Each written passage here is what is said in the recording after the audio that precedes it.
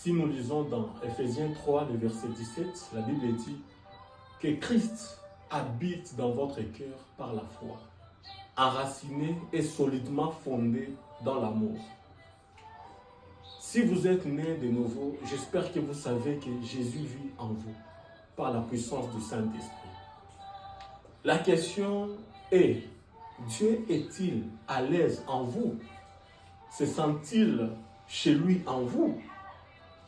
Même si le Saint-Esprit vit en vous, d'autres émotions vivent aussi en vous, comme la peur, la colère, la jalousie ou encore les murmures et les plaintes.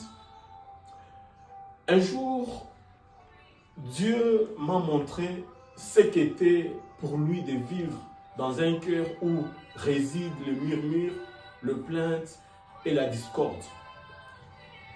Imaginons que vous alliez chez une amie et que cette amie vous dise « Entre, je t'apporte un sucré, mets-toi à l'aise et fais comme chez toi. » Puis, votre amie se met à se disputer avec son mari.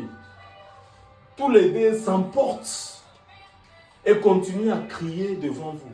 Seriez-vous à l'aise en présence d'un tel conflit? Si nous voulons être une demeure confortable pour l'Esprit du Seigneur, nous devons renoncer aux choses qui nous font oublier la présence de Dieu et qui l'offensent. Nous devons cesser de nous plaindre.